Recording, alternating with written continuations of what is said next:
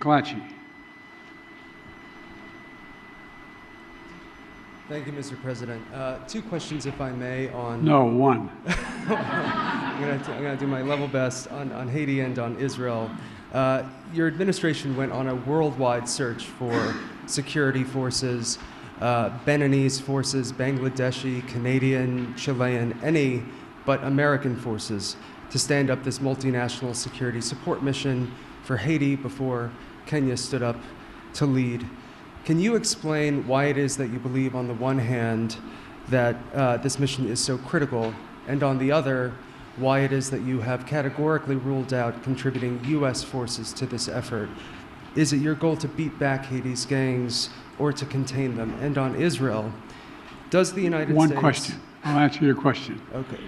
The question with regard to Haiti is, we concluded that for the United States to deploy forces in the hemisphere just raises all kinds of questions that can be easily misrepresented about what we're trying to do and be able to be used by those who disagree with us and against the interest of Haiti and the United States. So we set out to find a partner or partners who would lead that effort that we would participate in, not with American forces, but with supplies and making sure they had what they needed. And so, I'm very grateful for President Ruto's leadership here, multinational effort, but Kenya's willingness to really lead this matters. You're not the only country, but you're leading this effort. And there's going to be U.S. forces, none on the ground, but we're going to supply logistics, intelligence, and equipment. Matter of fact, some equipment has already arrived. And Kenya is stepping up with police, and other countries plan to do as well. The United States is going to support the collective effort here. And of course, Kenya won't be going it alone. We're working with Congress to provide $300 million to MSS mission and an additional $60 million for equipment assistance. And we've received and are continuing to bring major contributions from other partners in as well. President Ruto and I agree that Haitian people deserve better. They deserve peace and security, and I thank him for taking on this responsibility, but we have his back and we're there all the way.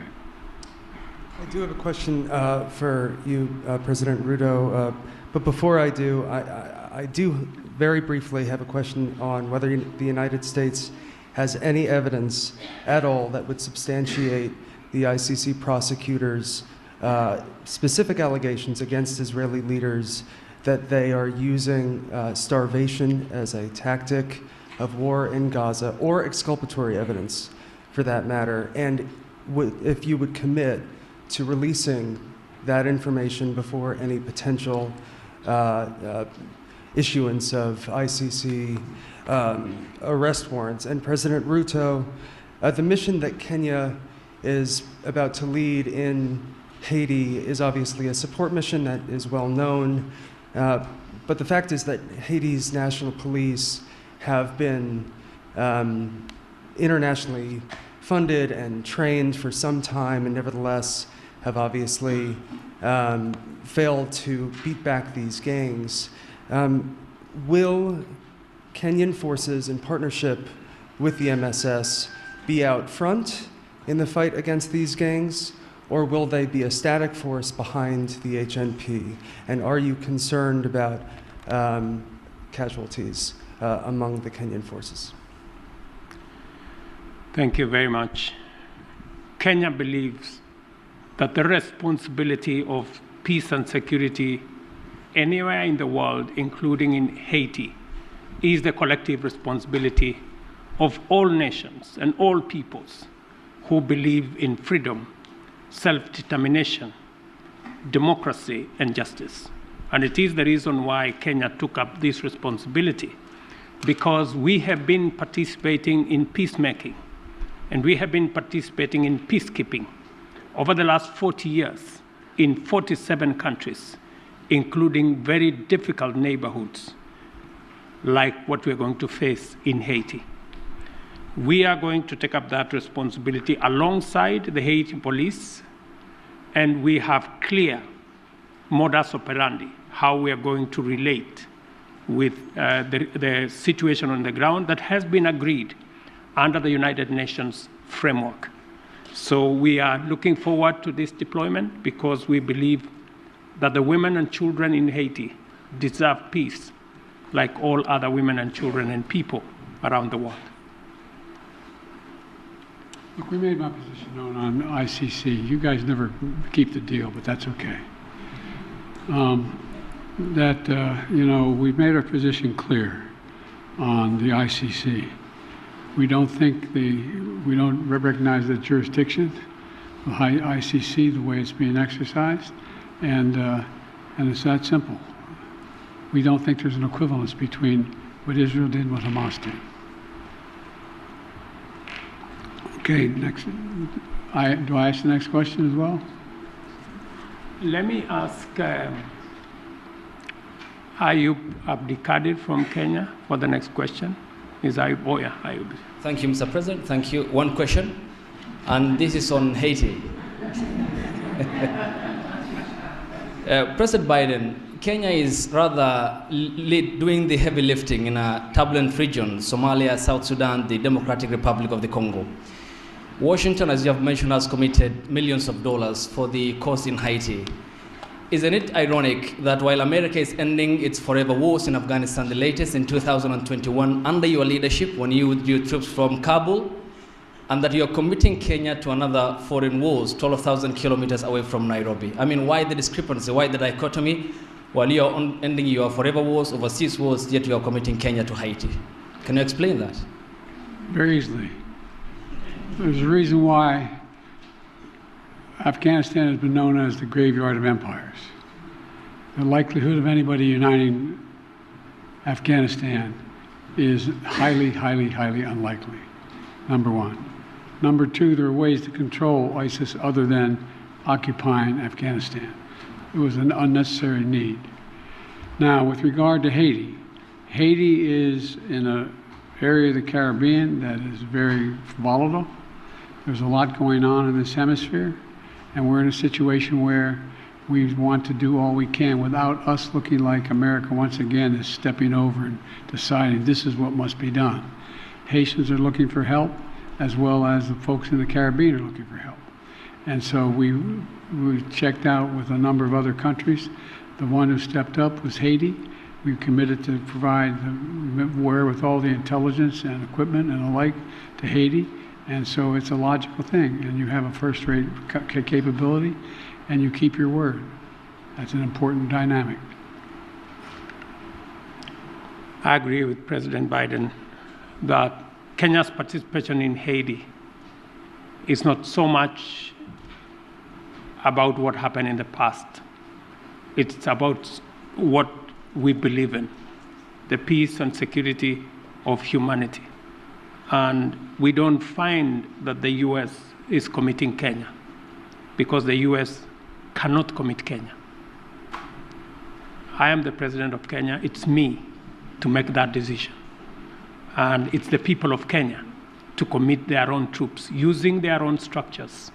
We've gone through the processes in Kenya. Parliament has approved. We have a clear mandate. We have a clear framework. And it is us, the people of Kenya, who made this decision in the interest of serving peace and stability as a responsible global citizen and understanding that insecurity, instability anywhere is insecurity and instability everywhere.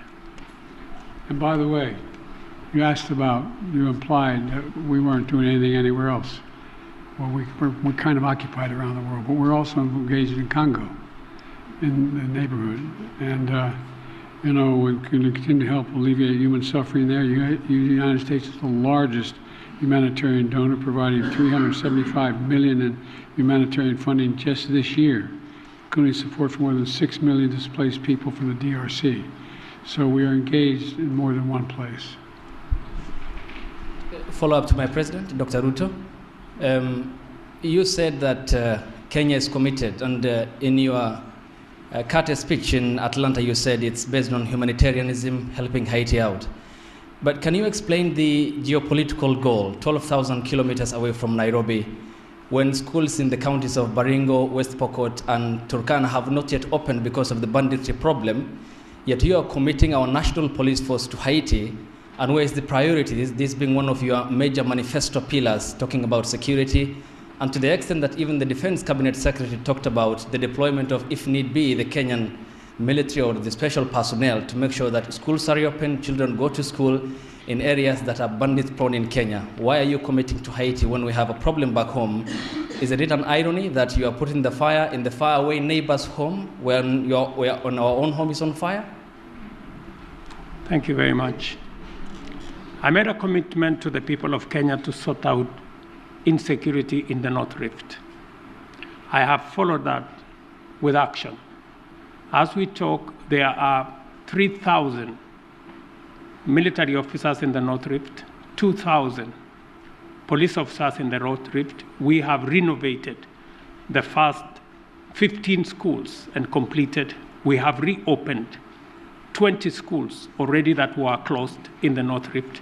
And that exercise is ongoing. We have made tremendous progress in making sure that we create security at home, but that does not take away our responsibility. Even as we were deploying troops and policemen in our own country, in North Rift, to sort out the banditry problem, we still deployed 1,000 troops to DRC Congo, because that is our neighborhood. We have 5,000 troops in Somalia, because equally that is our responsibility. And Haiti should not be an exception. That's why deploying 1,000 security men to Haiti speaks to the same belief and commitment to peace and security. Next question from April Ryan. Mr. President, President Biden, President Ruto, thank you. First of all, when you talk about Haiti, President Ruto, you said Haiti is a collective responsibility for all nations. And for you, Mr. President, President Biden, President Ruto, do you believe that these nations can break the back of this militia that has gripped the nation there? And also, when it comes to Congo, thank you, Mr. President, for bringing up what the United States is doing for the Congo, especially as that flag was behind you at Morehouse. Mr. President, could you tell me what the African Union is doing, as well as Kenya is doing, when it comes to the humanitarian crisis in the Congo? Thank you. What was my question? Sir, your question was Haiti. Can the United States and Kenya, or the nations collectively, break the backs of this coordinated militia that has the grips of the nation? That nation. Thank you. Yes.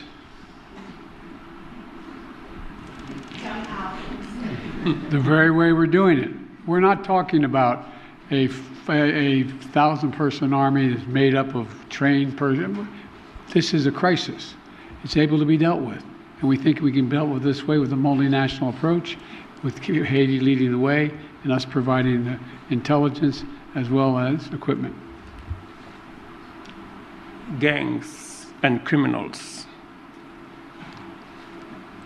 do not have nationalities.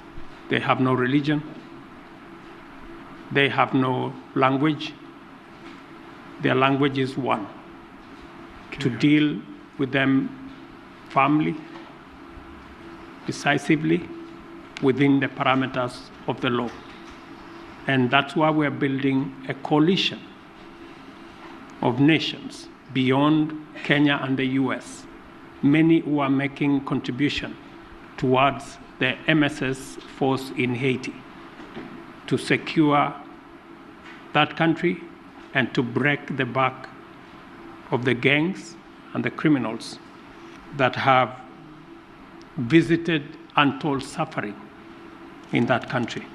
On DRC, the AU, the East African Community, and Kenya are seized with that matter. I've just told you that Kenya had 1,000 troops in Haiti.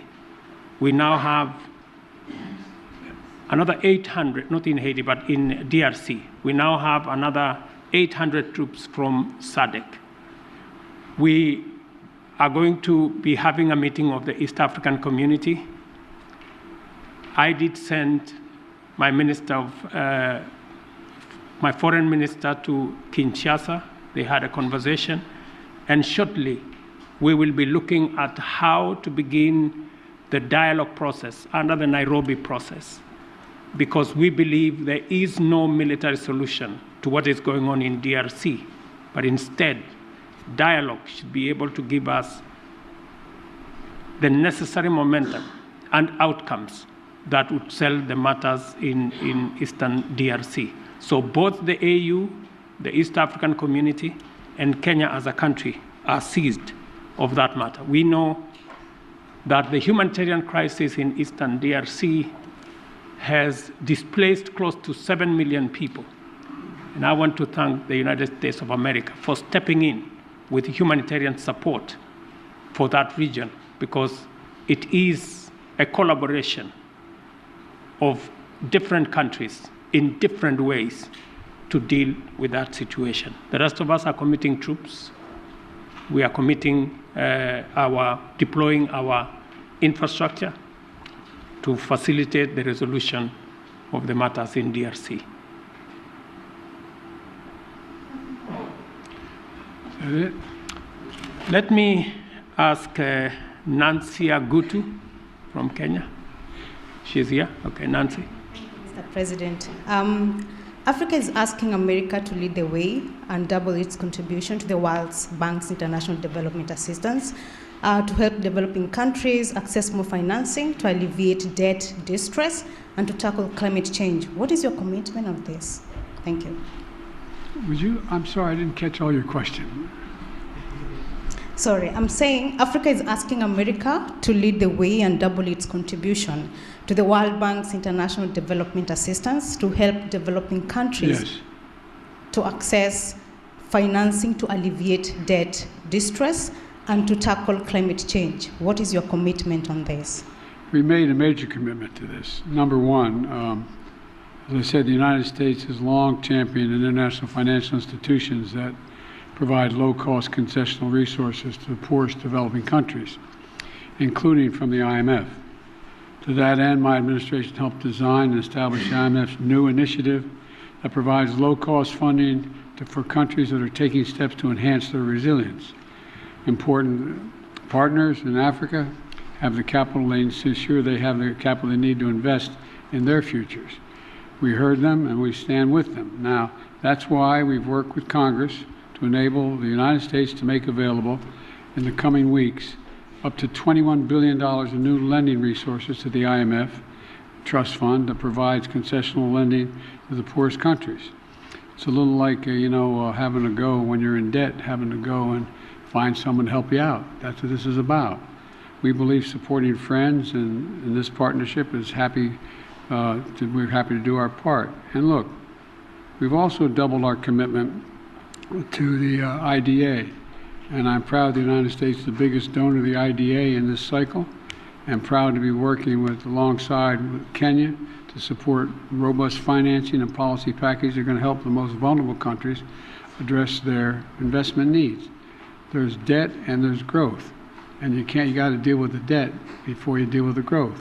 And so we're trying to use international lending organizations to be able to provide that capability so people can grow. That's what it's about. Will you allow Ukraine to strike inside? Whoa!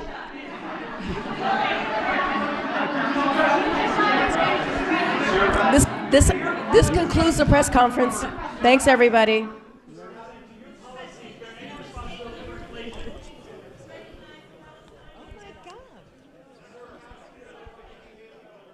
Thanks, you, everybody. This concludes the press conference. Thank you.